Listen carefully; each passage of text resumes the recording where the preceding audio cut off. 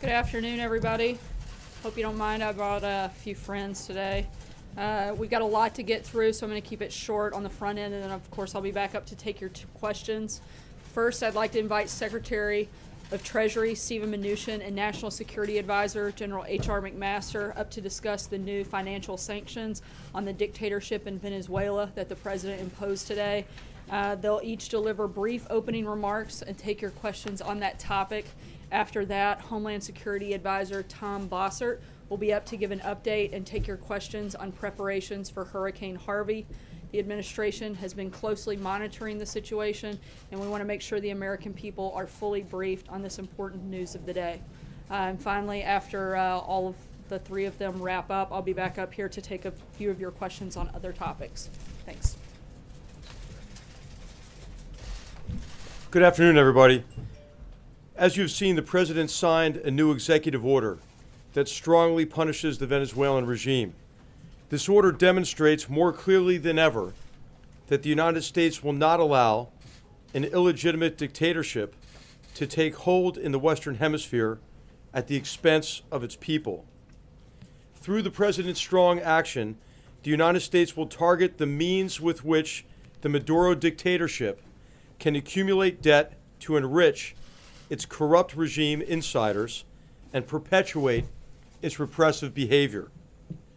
Only 6 weeks ago, several million Venezuelans voted overwhelmingly against the Maduro regime's plans to convene a constituent assembly that the people of Venezuela never requested. The United States and the regional community stood in solidarity with the Venezuelan people and demanded that their voices be heard. But Maduro chose to embrace dictatorship over his own people. As a result, a dozen of Venezuela's neighbors gathered in Lima, Peru, and rejected Maduro's actions. President Trump promised strong action if Maduro moved ahead and ignored his people's will. With today's announcement, the President is keeping his promise of strong action and continuing to show strong leadership. This executive order does not need to be permanent. The President has said that, quote, a stable and peaceful Venezuela is in the best interest of the entire hemisphere. We will continue to work with our friends and partners in the international community to support the Venezuelan people until their rights and democracy are fully restored. Now I'll turn it over to Secretary Mnuchin to describe this executive order in greater detail. Mr. Secretary. Thank you. Thank you. Today's executive order demonstrates the U.S. government's condemnation of tyranny and dictatorship in Venezuela. The Maduro regime has consistently shown hostility to the rule of law, democratic institutions, and the Venezuelan people. This has been a catastrophe for the country. Nicolas Maduro has financed his regime by hollowing out Venezuela through economic mismanagement, corruption, and the assumption of onerous debt. Let me be clear, today's action is focused on restricting the regime's access to American debt and equity markets. Maduro may no longer take advantage of the American financial system to facilitate the wholesale looting of the Venezuelan economy at the expense of the Venezuelan people. These measures will also undermine Maduro's ability to pay off political cronies and regime supporters and increase pressure on the regime to abandon its disastrous path. Under the executive order, U.S. persons are prohibited from engaging in specified dealings involving the government of Venezuela and its instrumentalities. This includes state-owned oil company PDVSA. These prohibitions extend to transactions or activities occurring in the United States and cover both debt and equity instruments. In an effort to minimize the undue harm to the American and Venezuelan people and global markets, we are issuing general licenses permitting transactions that would otherwise be prohibited under the executive order. These include a 30-day wind-down period, the financing for humanitarian goods to Venezuela, and certain dealings in specified debt instruments that trade on secondary markets, and certain dealings with U.S. entities owned or controlled by the government of Venezuela. Also, the executive order carves out short-term financing for most commercial trade, including the export and import of petroleum. This executive order builds on a number of actions taken by the U.S. government to prevent the flow of funds to Maduro's regime. On my first day in office, I was here with you at this podium where the Treasury Department designated the Venezuelan vice president under the Kingpin Act, and this year alone, we have sanctioned 30 Venezuelan officials, including Maduro himself. We urge those within the regime, including those who have been sanctioned, to distance themselves from the violence and the dictatorship. President Trump made it clear the status quo is unacceptable.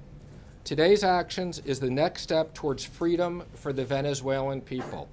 We will continue working to achieve this goal with allies around the world who have widely condemned Venezuela's dictatorship. With that, I'd be happy to take some questions. Thanks, sir. Could you describe the carve-outs for debt trading on secondary markets? Do you have a sense of exactly how long those carve-outs last and what they consist of specifically? So there will be a general license that carves out specific debt instruments that we know are held by U.S. entities. So we want to make sure that U.S. pensions or U.S. fiduciaries are not hurt by this, and if they want to sell their bonds, they can do so. But this will limit any new investments. Question for both of you. General McMaster, the President had indicated that military action was on the table. Is that still the case given this new round of sanctions? And can you talk about potential concerns about the impact this could have on the broader region there and the economic crisis that's already in place? Well, I'll let the General comment first on military actions, and I'll comment on that. Well, the President directed us not just to develop plans for the current situation, but to anticipate the possibility of a further deterioration within Venezuela. As you know, the Venezuelan people are suffering tremendously, suffering more and more every day as they see democracy distinguished and this autocratic regime put in place. And so the President said, if things get worse, how could they get worse? And what are a range of options available to him that we could take in concert, certainly with our partners in the region. And that includes military options. On the economic front, I would say our plan has to continue to turn up the heat on the Venezuelan government. And these specific actions we've tried to balance, things that don't hurt the Venezuelan people, so we have made sure that humanitarian efforts are still allowed. We've also made sure that certain U.S. entities can continue to trade, but we view that this will have a significant impact, and in no way do we want the American economy and the American financial markets to continue to finance these activities. Thank you, sir. This is a pretty strongly worded statement, and you described President Maduro as a dictator who disregards the rule of law and things like that. I'll ask you again, because I asked you this last time you guys were up here on this subject. How is what's happening in Venezuela with President Maduro any different from the situations with dictators in Turkey, in the Philippines, and in Russia that also routinely step on the rule of law and ignore democratic norms, and yet President Trump and his administration can't seem to bring himself to criticize them?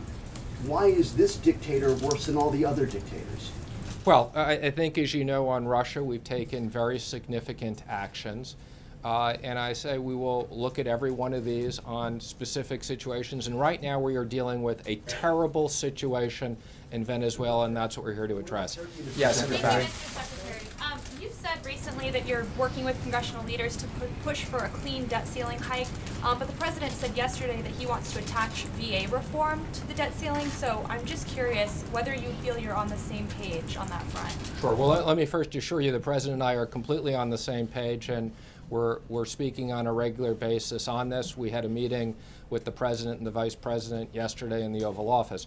What the president said was that his strong preference had been that when they passed the VA bill before they left, that they attached the debt ceiling to that so that we wouldn't be dealing with this in September. And what I have said before, my strong preference is that we have a clean debt ceiling, but the most important issue is the debt ceiling will be raised in September. I have had discussions with the leaders in both parties in the House and Senate, and we are all on the same page. The government intends to pay its debts, and the debt ceiling will be raised. Mr. Secretary, General McMaster, just to Clarify on the question of options for the president that has asked for you.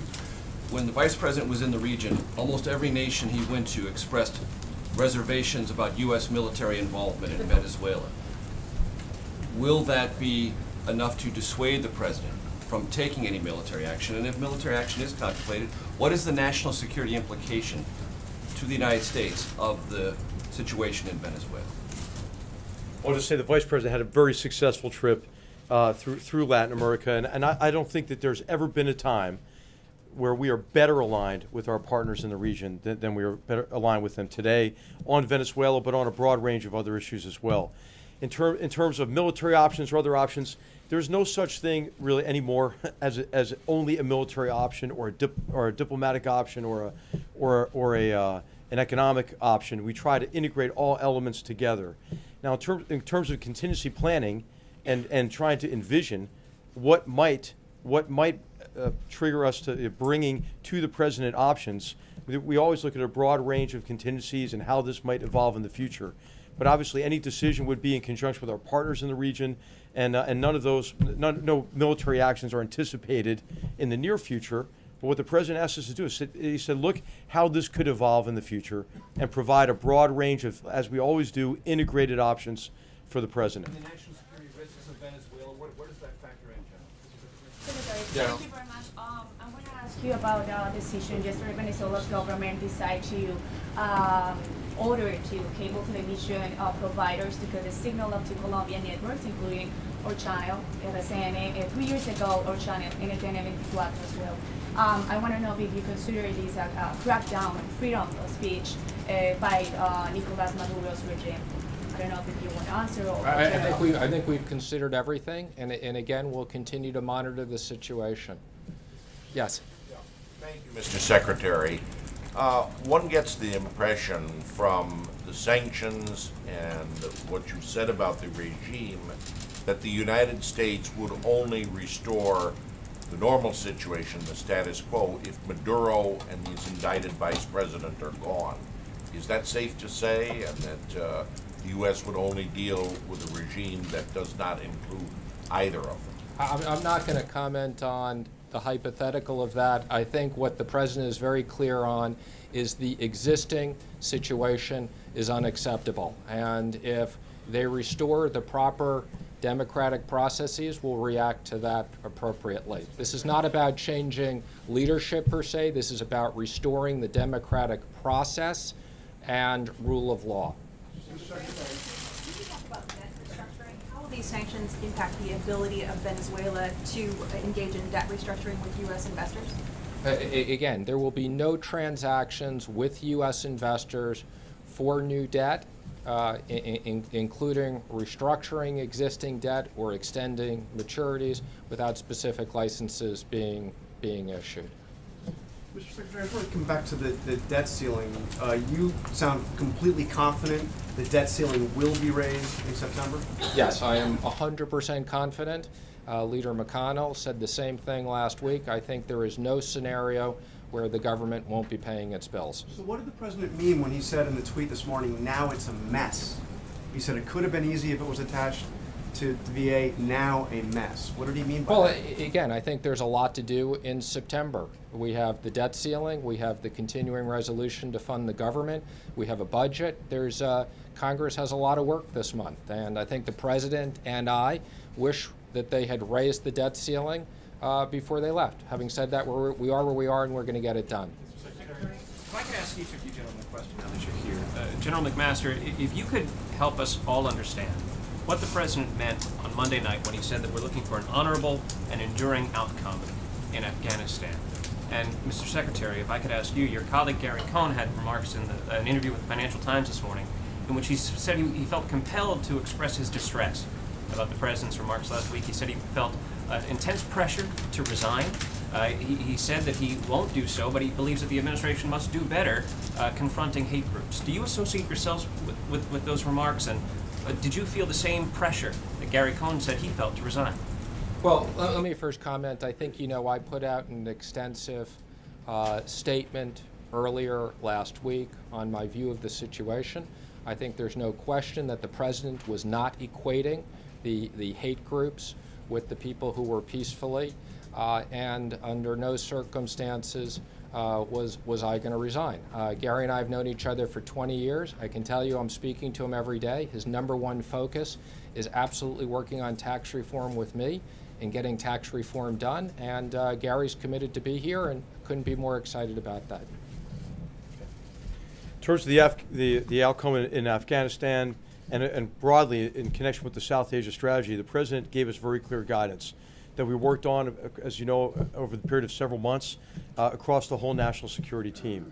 And that guidance was to prioritize the safety and security of the American people. And that's what our efforts are prioritizing now. The second thing is he said that he wanted us to have a sound regional strategy, not a strategy that lasts a year. Some people have said, and I think there's an element of truth to this, that we've had 16 one-year strategies in Afghanistan. And so you see a fundamental change in an outcomes-based strategy rather than a time-based strategy. And what that does is give us the greatest chance to combine what we're doing militarily, largely in support of the Afghan government and their long struggle against terrorists and groups and the Taliban, but also to integrate that with what we hope to achieve diplomatically. I think it was clear to anyone that the approach of, well, let's talk with the Taliban and tell them we're leaving at the same time, how would that ever work? Especially when the Taliban were making battlefield gains associated in large measure with our disengagement from the fight with the Taliban in support of the Afghan forces. And so it is a fundamental shift in the strategy. Those who have said, well, this is more of the same, are absolutely wrong about that. Just think about that. Conditions-based versus time-based. A regional approach rather than a myopic focus on one little group or another group. We tried very hard in Afghanistan over recent years to disconnect the dots. All right, so we took a broad approach at this, looking at this with our intelligence community and our partners. And the president has also asked us, hey, how can others do more? How can others share more of the burden and the responsibility? And so this strategy delivers on all of that. In connection with your answer, the answer is the American people and abroad and here at home are safe and secure from terrorists who could otherwise gain a safe haven and support base that they could use to organize, plan, finance, and conduct attacks, not only in that region but globally. And we know that's their design. We know that from our own history, and we know that from the intelligence. Mr. Secretary, General McMaster, following on that, given the history and the ideology of the Taliban, are you confident that a political solution, settlement could ever be reached with the Kabul government that wouldn't end up, once U.S. forces leave Afghanistan, and the Taliban reneging on their agreement and trying to take over Afghanistan again?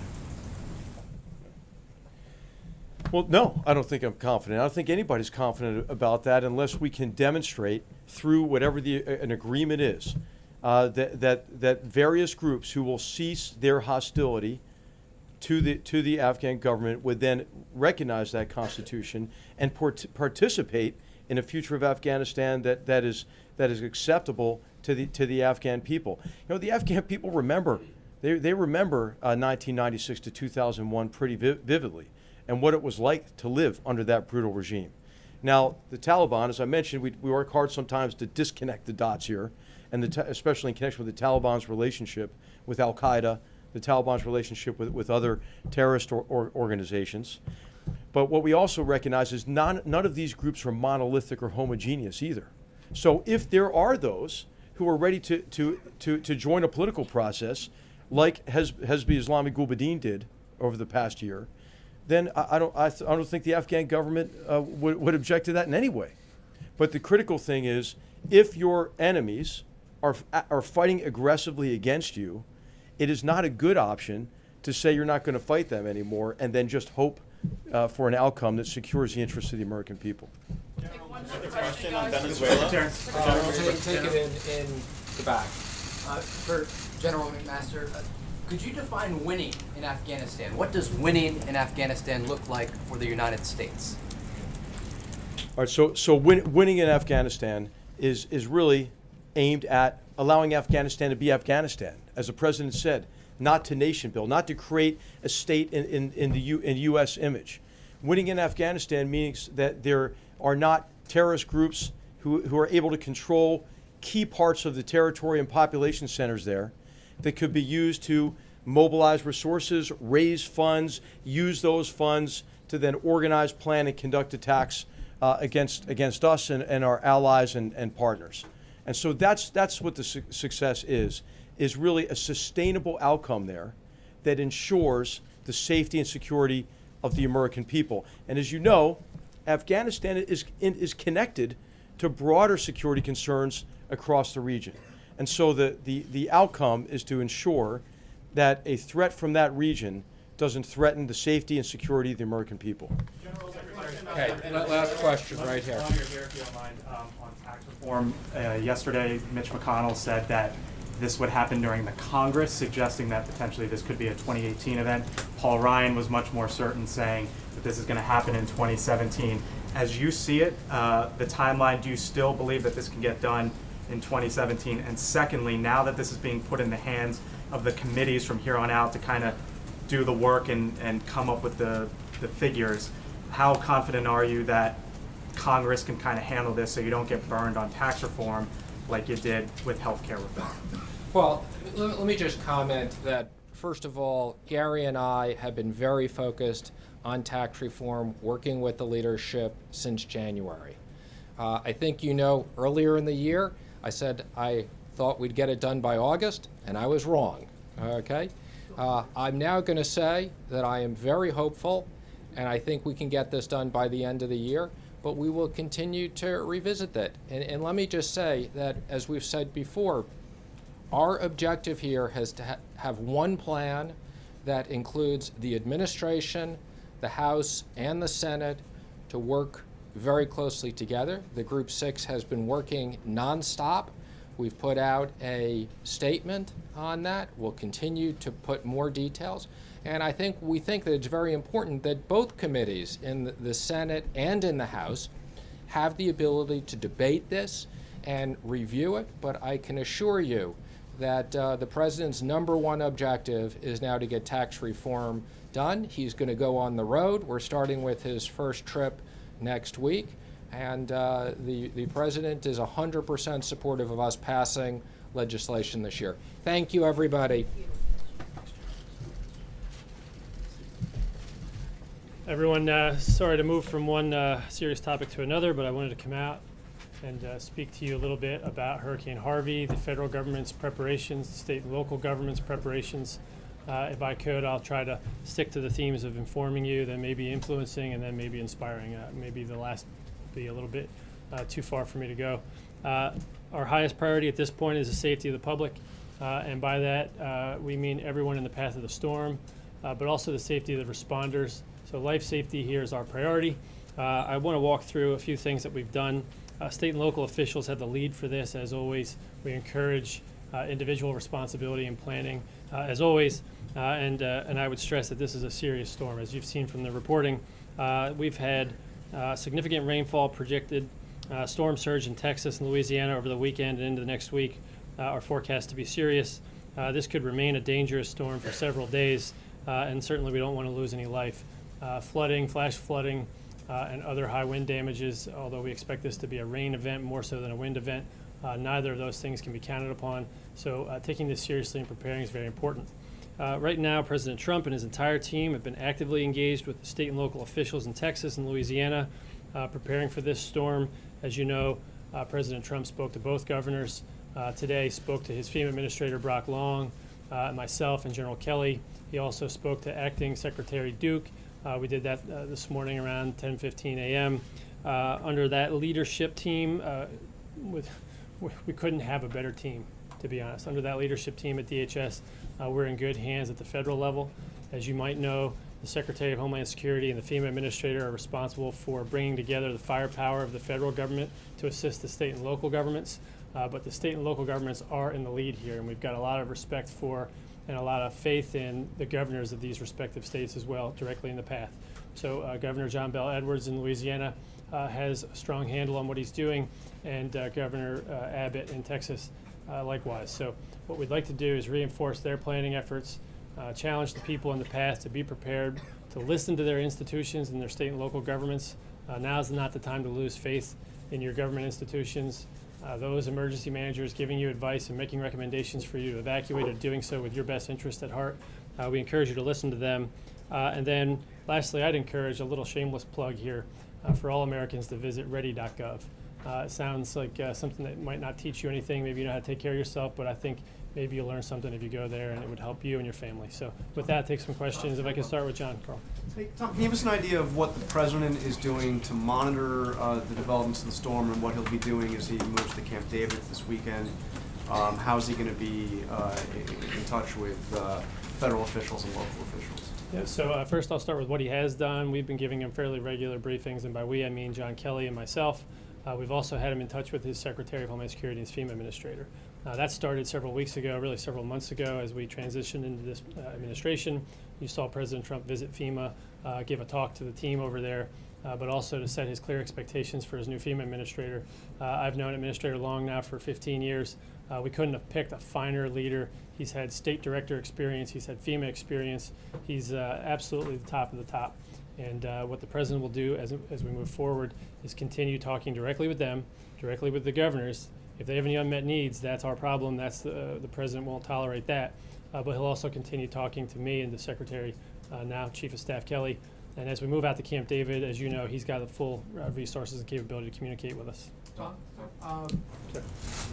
Will the president sign an emergency declaration before landfall? That has happened in the past to pre-prepare and set the funding in motion even before the event happens. Is that being contemplated? Will that be done today? That's being contemplated, and what we'll do is take the governor's request. I believe the governor's actually made that request. As you know, the process works thusly.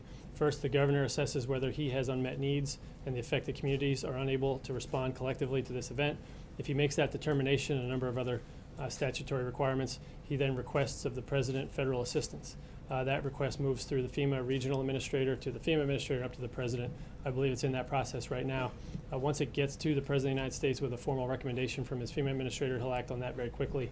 I'm under the impression that the governor of Texas has made that request, and it's at FEMA right now. Would you anticipate it tonight? If all the conditions are met and if it's appropriate to provide federal assistance, I believe the president will be very aggressive in leaning forward and declaring that disaster. Tom, Iowa Senator Chuck Grassley urged the president not to repeat the mistakes of the past, 2005 Katrina specific. How much is that in the back of your mind as you prepare for landfall of Harvey? And also, hurricanes past, typically there are events where the hurricane goes through and then you come in the aftermath to pick up the pieces. I know Mark Lamondia and I were at Katrina in 2005. We saw what happened there. This time, though, this is going to be a multi-day event. What sort of challenges does that present in terms of trying to get aid to people who need it immediately while you still have buckets of rain coming down? Yeah, so a number of good questions there. I'd start with the first one. I was also in and through and had a role at FEMA during Hurricane Katrina. I remember it very clearly and had a role in helping our government write the lessons learned report from that. And so I think it's not just what's on my mind, but it's on the minds of all the emergency managers in our community, especially those in Texas and Louisiana. That experience is still in their memory, it's still in their experience, their muscle memory, and what we've done has gotten a lot better as a government. Congress has gotten better, passed laws to allow us the flexibility we need to employ, not just deploy, resources and assets in advance of an event, which Brock Long has marshaled heretofore. He'll employ those resources carefully if the state requests and we grant that declaration, which I suspect we might. And then lastly, to your point about how difficult it is to get assistance to people, I would say this. You never want to plan for the federal government to swoop in and provide everything that you need when you need it just on time, right? It's going to be 4.6 million people, I guess, in the path of the storm, depending on how the forecast goes. That's a lot of people. We encourage people to be ready, be prepared, take some responsibility for their own safety as the next 72 hours unfold. Of course, food, water, shelter are the primary concerns. But then secondly, when we provide that assistance, we do it in such a way that's so organized, if things work out the way they're supposed to, that the assistance flows either directly to the individuals that are eligible for it, or it flows to the state and local officials who have the logistics trail in place to provide that food, water, and those commodities and the shelter. And lastly, I'd like to make a plug for non-governmental organizations as well. As you know, we've got a number of organizations like the Red Cross and others who manage shelters. Those types of resources are imperative to the people that are confronting this peril, and I'd like to thank them for their work. Before I take that next question, I would say that I just came off of what FEMA organizes, which is a conference call, actually a video teleconference call with all the affected parties. And there were no unmet needs reported. We went across all the emergency support functions of the federal government, but also the state and local governments and the non-governmental organizations. And they all seemed to be well postured, and they didn't report to us any additional needs. In fact, they all reported that they're in the right operational posture right now to help the American people in the path of this storm. Tom? Can I take a question in the back, please? Thank you, sir. The president tweeted out a photo of you briefing him this morning. What questions did President Trump have for you about the preparations that are underway? So the president had three primary concerns. His first concern was the life safety and evacuation timing. Are people getting out of harm's way that need to get out of harm's way? And then his second concern was, do we have the appropriate resources to bring to bear? That was a question he directed at Administrator Long and Elaine Duke. Brock Long reported to him that we did, in fact, have all those resources pre-deployed. And really the third concern from the president's perspective after hearing the briefing was not only that the people in harm's way in Texas be prepared and be evacuated as appropriate, but that the people in Louisiana, should the forecast wobble in any direction, also be prepared. And so as we see this move to the south, the forecast track, don't lose track of the fact that we've got low-level areas all through the coast of Louisiana.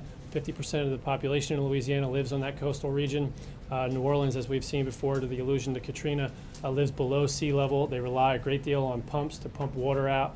The Army Corps of Engineers and others, with FEMA's coordination, have been providing necessary electric power generation to those pumps to make sure that if the conditions were to materialize in New Orleans, that we don't have necessarily bad flooding that would put lives in harm's way. And so those were his three concerns: New Orleans, Texas, life safety, and evacuations.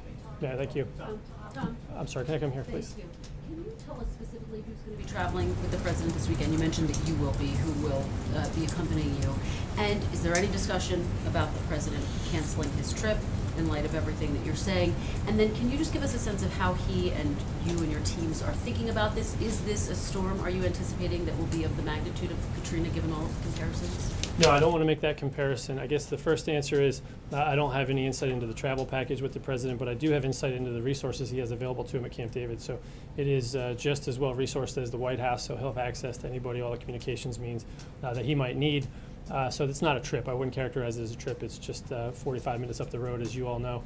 For those of you in America thinking Camp David is far away, it's right up the road. So secondly, I would say that we're not seeing this, and every disaster is different. So I don't want to make any strong comparisons here, stark comparisons. But I would say this. For the person affected, if your house is flooded, it doesn't matter if 10,000 other houses are flooded or 10 houses are flooded. So what you need to do is be prepared for your own damages, your own consequences. The governments need to be prepared for the uniqueness of each community. We've got some low-level islands here, Galveston and others, that might be in the storm surge path. But Katrina was a massive event. It was a staggering event that took place in just the perfect condition. And as you know, we had a flooding event associated with levee failure and other things. So I don't want people to draw those comparisons. I won't characterize the magnitude of this event until it's over, though. Can I go here? The nation's fuel supply chain may be impacted by this hurricane. What are you doing to prepare for that? Give me a sense about the concerns that you've expressed to the president about that particular issue. Yeah, so a number of things inform my thinking here at the White House for the president. And one of the things I hope to do is have full faith and trust, and I do in this case, in the responders at the state and local level and at the Federal Emergency Management Agency, to coordinate and bring to bear the full resources of the cabinet to keep this regional event focused on the life-saving, life-sustaining efforts and to make sure Americans in harm's way are protected. The second concern you have, though, is making sure that that regional event doesn't lose containment and become a national or international event.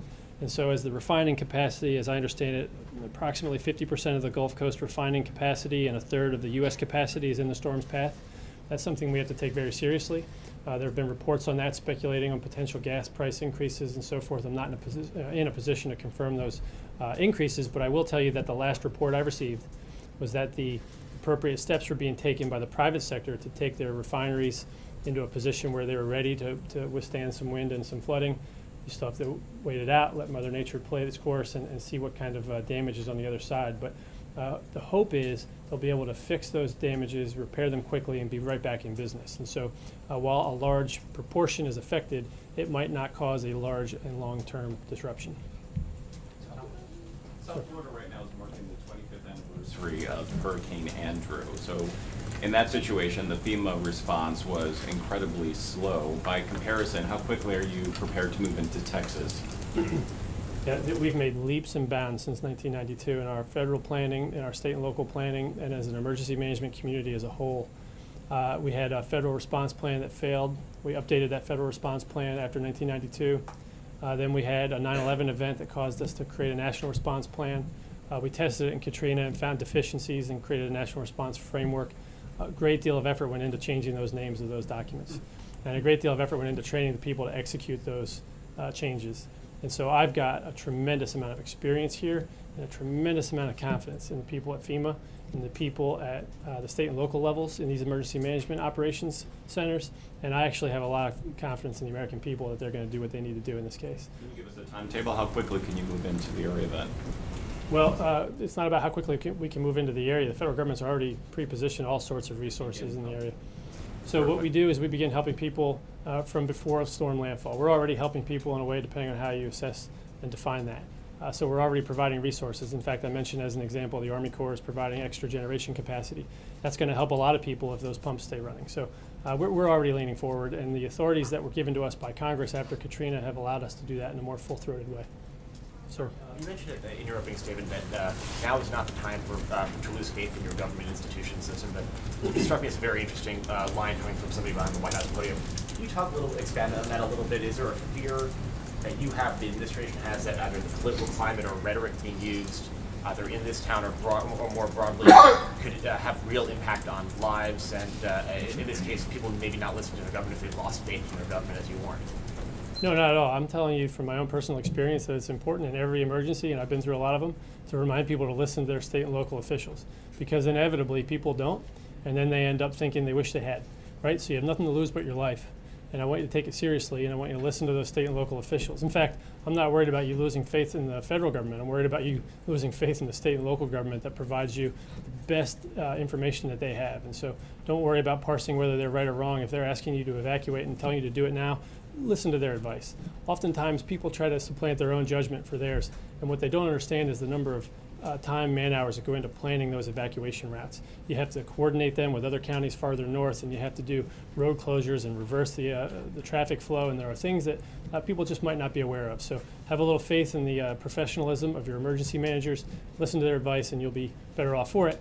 And lastly, I'd say if you do, and you're out of harm's way, you don't put a responder's life in jeopardy later, and you allow us to recover more quickly, which is really the goal. Yeah.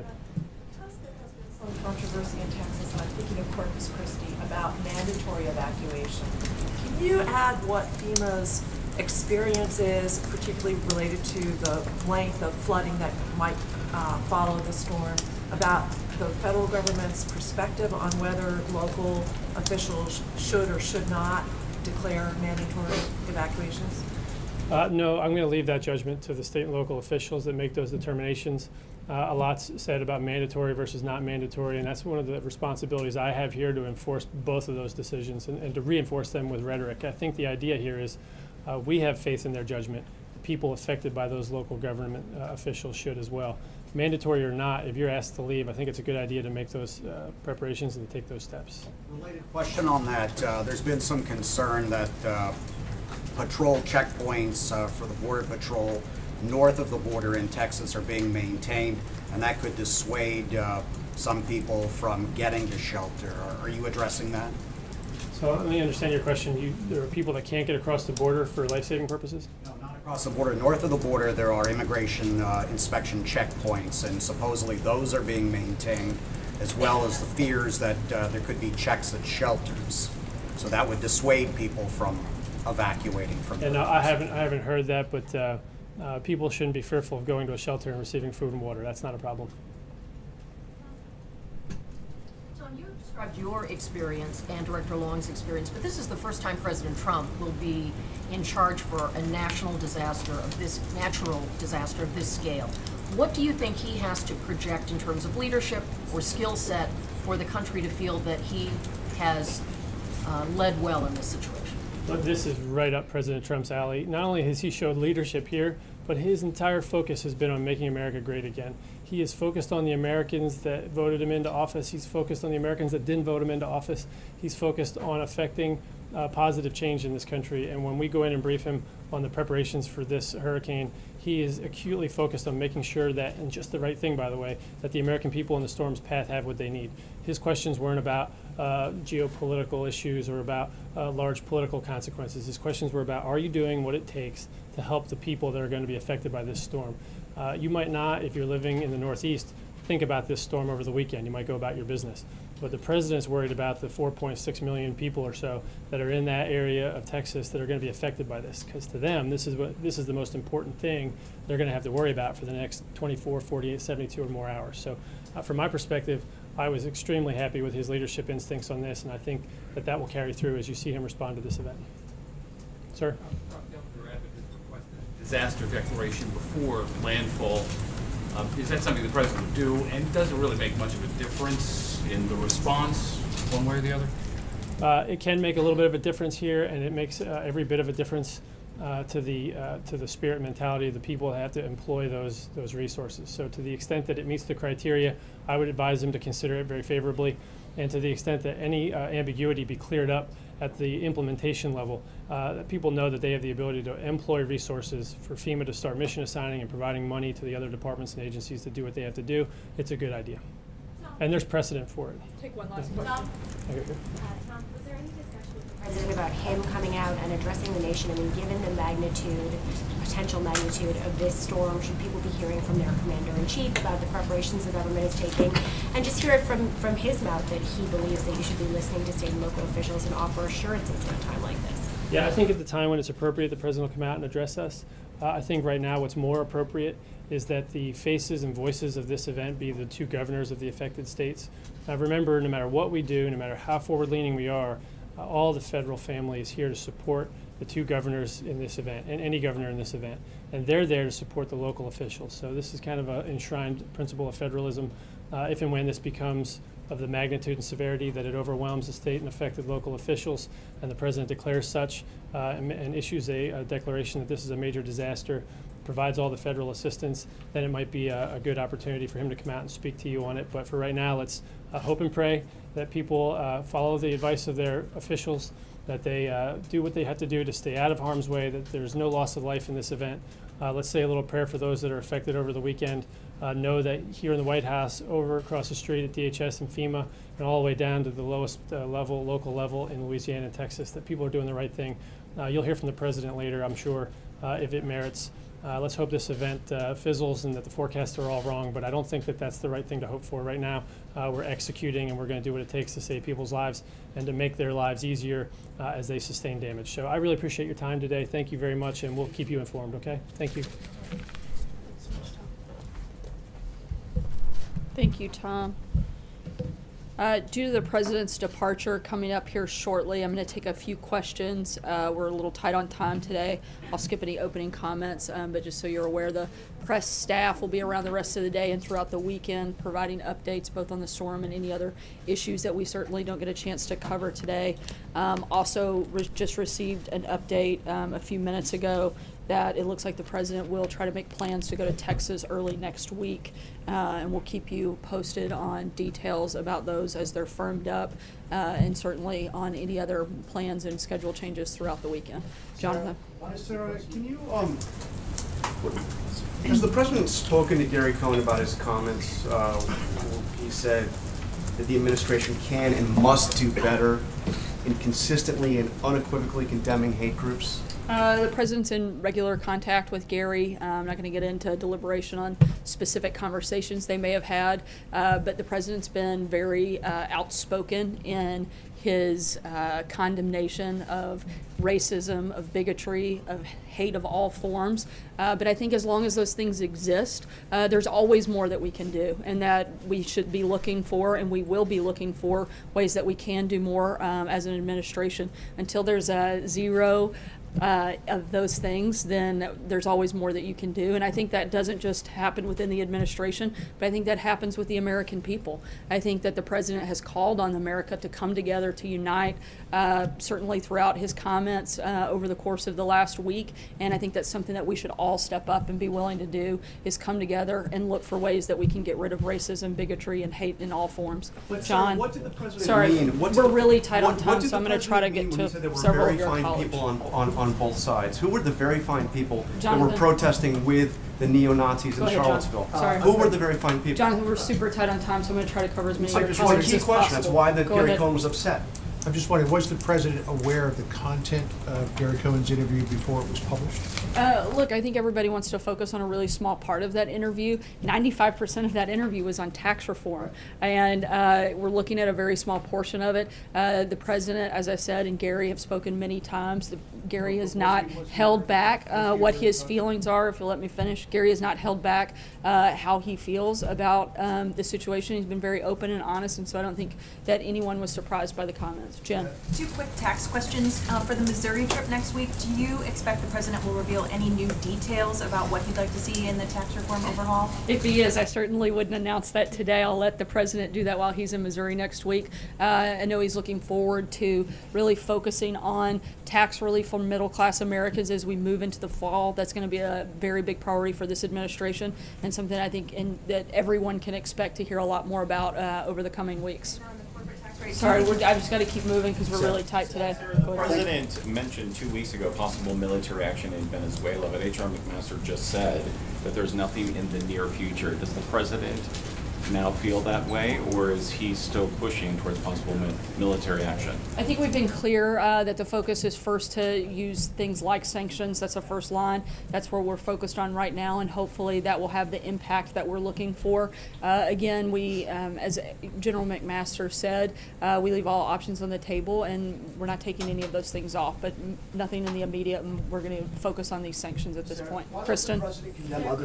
Sorry, go ahead. Thank you. I want to ask you about DACA. Has the president made a decision about whether to end or phase out DACA, and is that imminent? The administration has indicated several times before that the DACA program is under review. It continues to be under review, and we have an announcement on it. We'll let you guys know. Sarah? Again, once we have an announcement on that, we'll let you know. Thanks, Sarah.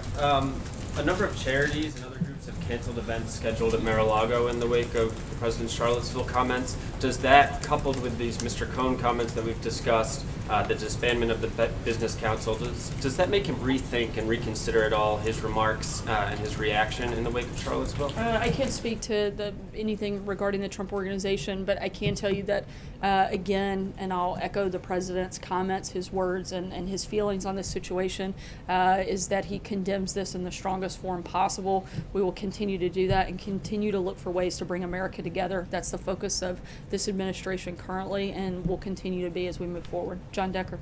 Thanks, Sarah. The president today took to Twitter to criticize Senator Bob Corker, and in just the past month, he's criticized a number of Republican senators. He's criticized Leader McConnell on Twitter, Senator John McCain, Senator Flake, Senator Graham of South Carolina, Senator Lisa Murkowski of Alaska. What is the end game for the president? What does that do for him in terms of trying to move his legislative agenda forward when he criticizes these important people, given the majorities are so slim in the Senate, that are necessary to move his legislative agenda forward? I think it's clear that the end game is for Congress to do its job and actually pass legislation. I think the American people are very frustrated with Congress's lack of action, and for years they've been all talk and no action, and we're looking for them to step up at this point. Sorry guys to cut short today. We'll be around for the rest of this afternoon to answer your questions, but as you know, the president is departing here in a few minutes. Thanks so much, guys.